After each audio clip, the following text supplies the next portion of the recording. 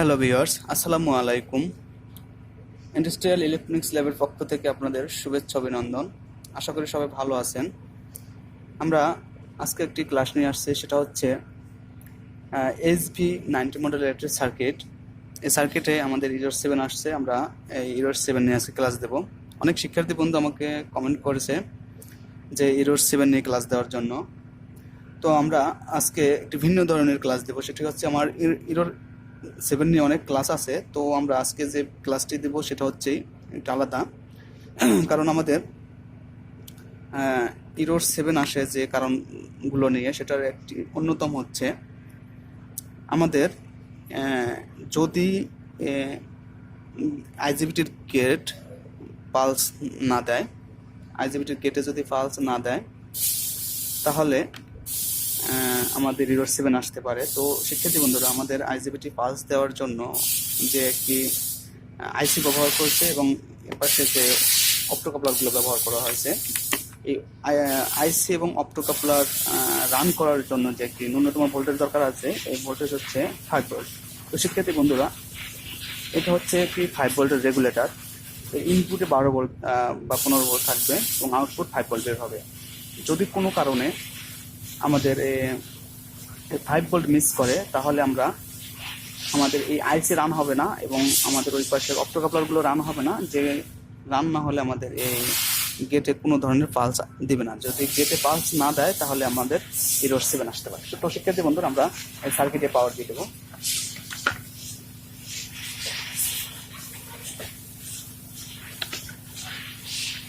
আমরা সার্কিটে পাওয়ার দিয়ে দেবো। অবশ্যই আমাদের এই ভার্সনে আমরা সিটিএল কার্ড লাগিয়ে নেব। সিটিএল কার্ড যদি না লাগাই তাহলে আমাদের কিন্তু ভোল্টেজ আসবে না। আমরা অবশ্যই সিটিএল কার্ড লাগিয়ে নেব।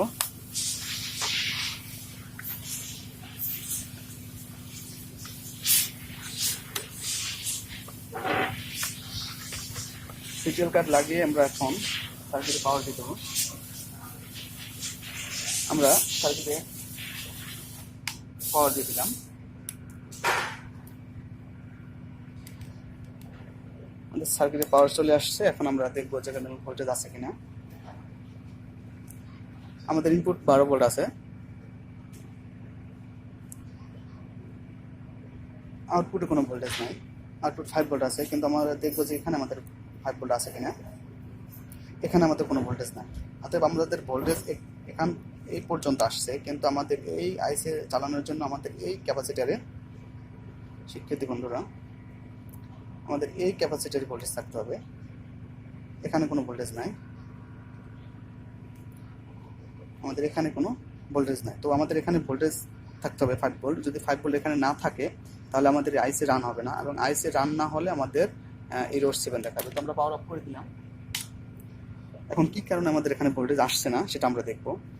যদি কোনো কারণে আমাদের এই গ্রাউন্ড মিস করে, এটা হচ্ছে আমাদের, আমরা আপনাদের দেখাচ্ছি,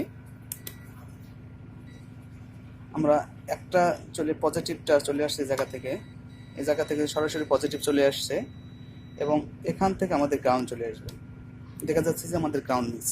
যদি কোনো কারণে আমাদের গ্রাউন্ড মিস করে তাহলে আমাদের এখানে 5 ভোল্ট আসবে না, আর যদি 5 ভোল্ট না আসে তাহলে আমাদের এই আইসি রান হবে না, এবং আইসি রান না হলে আমাদের গেটে কোনো ধরনের পালস দেবে না, আর গেটে পালস না দিলে আমাদের error-7 দেখা দেবে। তো শিক্ষার্থী বন্ধুরা, এভাবেই আমরা গার্মেন্টস, টেক্সটাইল এবং সব ধরনের ইলেকট্রনিক্স সার্কিটের চিপ লেভেলের রিপেয়ারিং করে থাকি, এবং এই রিপেয়ারিংয়ের কোর্স আমরা করিয়ে থাকি। যদি কোনো শিক্ষার্থী বন্ধু আমাদের এই কোর্সটি করতে চান তাহলে আমাদের সাথে পার্সোনালি যোগাযোগ করবেন। ইনশাল্লাহ আমরা কমপ্লিটলি একটি কোর্স করিয়ে দেব।